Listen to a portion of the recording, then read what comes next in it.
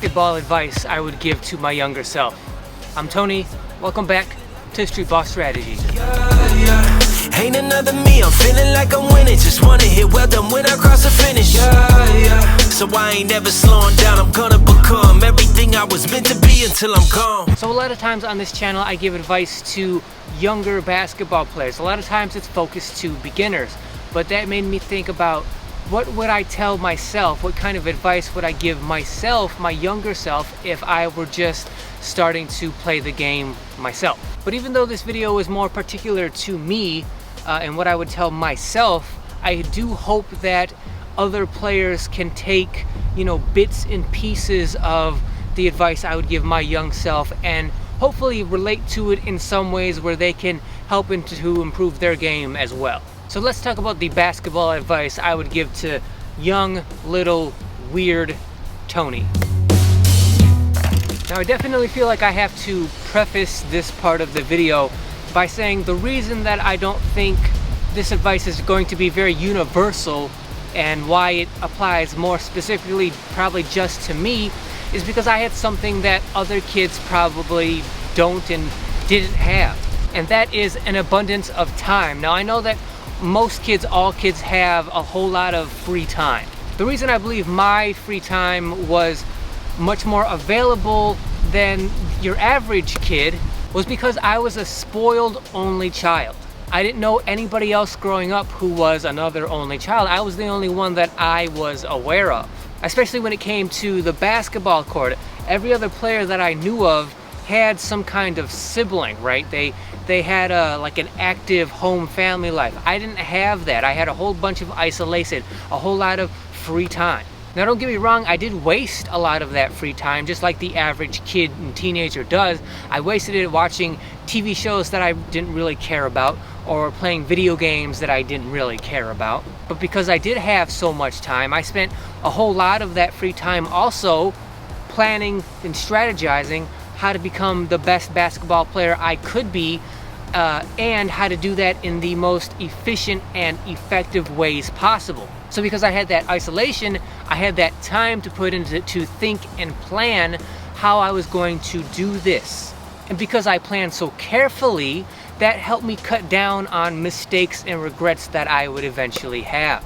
Now, of course, I did make mistakes along the way, even though I tried to plan it as carefully as I could, but because I had so much time to deal with, right, I was able to recognize that I made X, Y, and Z mistakes, and then like circle back around, in that actual present moment and try to fix and deal with those mistakes in real time. Thus, I didn't have like lingering mistakes throughout my career in a lot of ways that I have witnessed other players do. And one of the biggest regrets I've seen from older players around me, because I grew up sort of being mentored by much older players, right?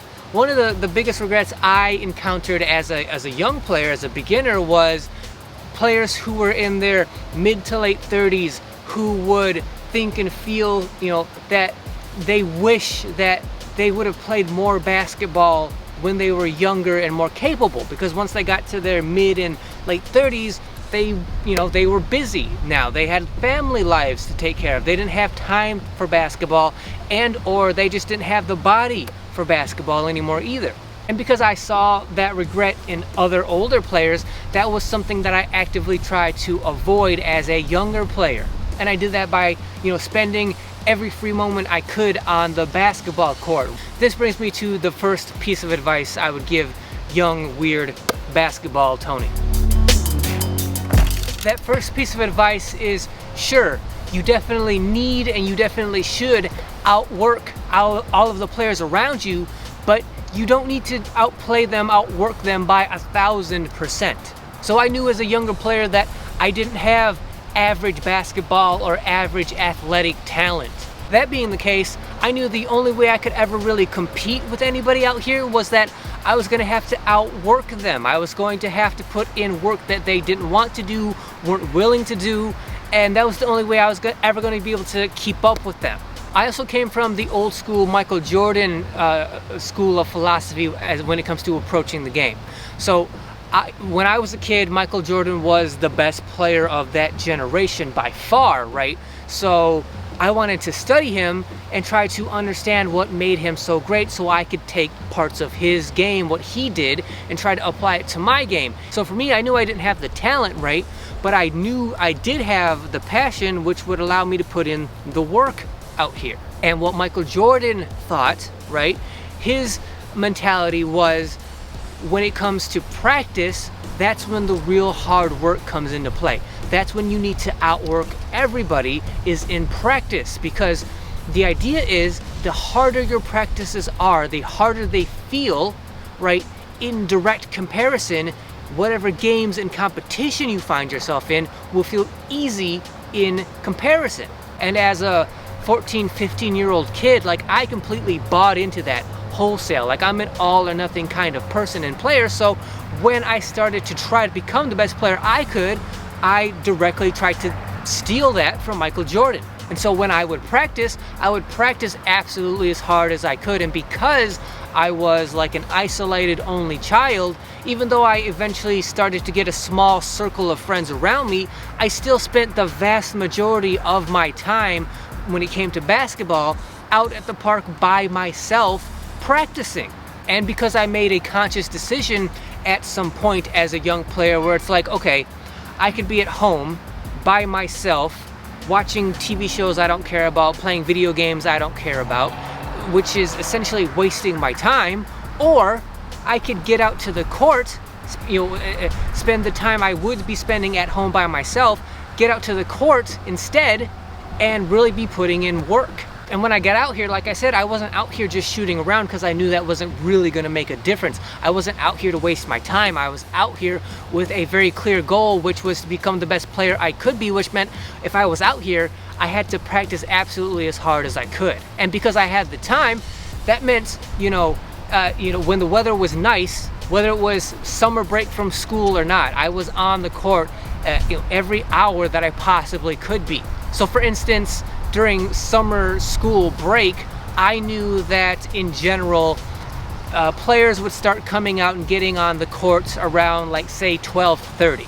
So for me, that meant the very latest I wanted to get out here would be 11 o'clock in the morning, because I wanted to have at least a solid hour and a half of isolation or practice by myself so I could really get real work in before anybody got out here. And then I was just out here all day. Like, literally, I didn't want to go home. I would stay out here till like 6 o'clock minimum. So I would bring water with me, I would bring protein bars with me, I would find where the local restrooms, toilets were, so that I didn't have to go far to leave the court and get back as soon as I possibly could. And I would just be out here all day, and the vast majority of the time it was by myself. And while most of that helped me, I needed most of that to even get me close to being, average competition out here, I definitely overdid it. I did not have to be out here all day by myself, hour after hour, day after day, week and month after month. What I came to learn, and I think this is actually something that is applicable universally and not just specifically to me, I think it is much better to practice hard, like 90% plus intensity for an hour, than to practice like 60% intensity for like 4 hours. I think it's your intensity is so much more important than duration. While that practice is necessary and valuable, right, you have to take into account that you're also putting wear and tear on your body. Problem is that as a young kid and a teenager, you don't really realize it. You don't feel it at the time, so you don't realize it's going on, it's happening. But I'm convinced that had I been more judicious with my time, then I would not have the kind of arthritis that I do today. Like, my body is riddled with arthritis from head to toe. If I had not spent so much extra unnecessary time out here pounding my knees, my feet, my hips up and down the court, practicing by myself, so many hundreds of extra hours that were really unneeded, I am convinced that I wouldn't have anywhere near the degree of arthritis that I have. I probably still have it to a degree, but it wouldn't be as severe as it is. So I would tell the younger me, yes, outwork everybody, make a statement by doing it, like be the first person to show up, be the first person to leave. Like I took pride in the idea that like other teenagers who had jobs, like they would leave to go to work in the morning and pass by me, see me at the courts as they were leaving, not just shooting around, but putting in real hard work, right? They would go to work for 4, 5, 6 hours, right? And then come home from work, pass by the park again, and then see me again out there, still working hard 4, 5, 6 hours later by myself. Like I took pride in that. I wanted to sort of set that precedence that that's the kind of player that I was. But in doing so, I did more harm to my body, especially in the long term, than I probably did good in the short term in terms of like my actual basketball career. So I would say yes, outwork everybody, but you don't have to do it by 1,000%. Just do it, as needed so that you can at least compete to the degree with them that you want to. Really, the only other piece of advice that I would give my young self would be try your best to always make sure you're coming from a place of positivity. Whenever you do anything over and over and over again, and so you're putting in a whole lot of time into that thing, try to have your motivation for doing that thing come from a place of positivity. Because as you move forward and get older, like the things that you choose to do, the ways that you choose to spend your time, like going to college and whatever college you choose to go to, whatever job you choose to have along the way, like those are your choices. You don't really have a choice about going to school when you're a young kid, but as you get older, you get more choices that are more available to you and that are more your responsibility. So if you're going to make those choices for college and jobs, like make sure that you choose to participate in those time-consuming things from a place of positivity. And that goes for basketball included. If you're going to spend so much time on the basketball court trying to become the best player you can be, make sure that's coming from a genuine place of like enjoyment and positivity. Because like the players who start playing basketball because their friends or older brothers or siblings or parents watch the NBA and have so much reverence for NBA players because they're rich and they're famous, and then players go, oh, I want to be in the NBA too because I want to be rich and famous, and playing basketball is my vehicle to getting there. Like that's not really genuinely a place of like positivity and enjoyment. It's just like, I want to be rich and famous and I'm using basketball to get there. That's a huge trap that many players out here fall into. And the trap that I fell into as a player was that in my early 20s, I ran into a problem that I think is pretty common to other guys in their early 20s. When you're going through that transitional period of like carefree kid to trying to develop into a responsible man, that can be a very tough time to go through as a young man, especially if you're trying to figure it out for yourself, by yourself. My life felt very difficult. I fell into like a depression period in my life in my early 20s.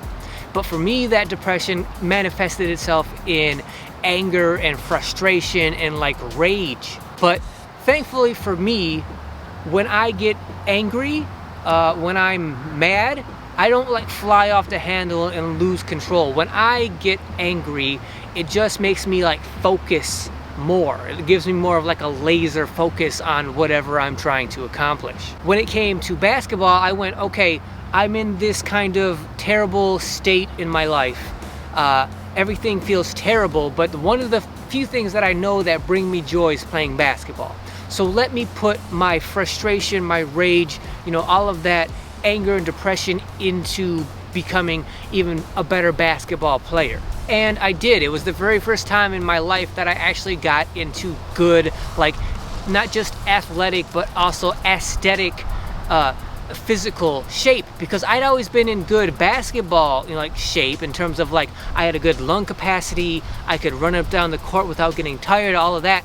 But in terms of aesthetically, as a kid and teenager, I was always skinny fat, right? Because I was in shape from playing basketball. I play basketball all the time, but when I wasn't on the court, when I was home, I was just eating terrible food all the time, because like that's what you do when you're an isolated only child. You just eat terrible food when you don't have anything else to do. So I was always skinny fat, but then when I used that sort of depression to force myself to get into shape for the first time in my life, there was a direct and noticeable immediate correlation between the better shape I got in, the better basketball player I was able to be, because I had better control over my athletic body than I had ever had before.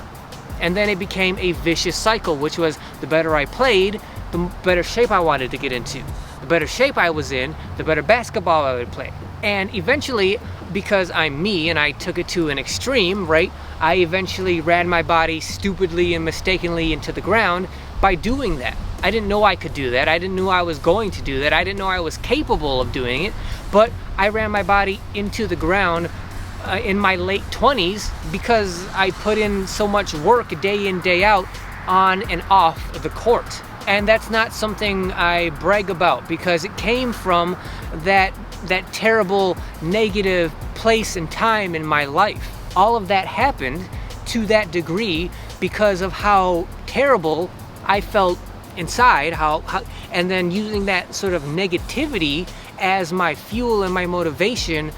It's a double-edged sword, because I was able to reach a basketball peak in prime that I never had before, but it was very short-lived because I ran my body into the ground. So the advice I would give to my young self is like, whatever you choose to do, however you choose to spend those huge amounts of time in your life, always do your best to try to have that come from a place of positivity. Prior to that, basketball was always a good, positive, passionate hobby that I had. Like, I loved it. The reason I spent so much time on the court was because it was fun and I enjoyed it. Like, I enjoyed the hard work. I enjoyed the process. I enjoyed the struggle. I enjoyed, seeing what I could do. The curiosity of, can I do this? Can I get better? It was fun, it was enjoyable. It always came from a good, positive place up until my early 20s. And if that time had never happened, if I had never gone through that depression, I may not have reached the heights of the prime and the peak that I did.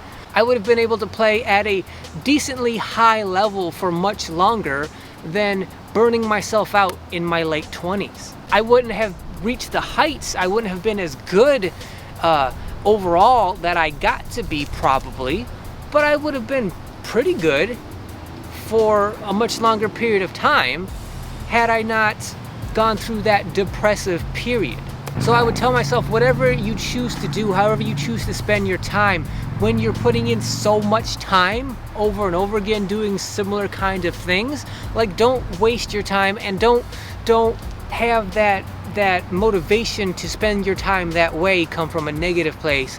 Do the best you can, because there's going to be times where frustration is inevitable and you're going to have a bad day here and there. Like, do the best you can regardless, to overall in general have that time spent coming from a good, positive place. So I want to thank you guys for watching. I hope that you can take some elements of the way I approached my game and my career, and hopefully you can apply them to your career and it helps you to become a better player yourself. If you think that's the case, then please subscribe to the channel. Also, let me know down in the comments, what would you do, what would you tell yourself if you were to start your career as a basketball player over again? What would you tell yourself? What advice would you give yourself? But before you make that comment, make sure you hit the thanks button down below, because when you hit that thanks button, it highlights your comments, separates them from all the other comments so that they stand out. Not only that, but that thanks button directly supports the channel. So for anyone that does hit that thanks button, thank you very much. As always, like, share, comment, like I said. Let me know what you think. And make sure you hit that notification bell so you're notified whenever any video goes live on this channel. And until then, I'll see you guys next week.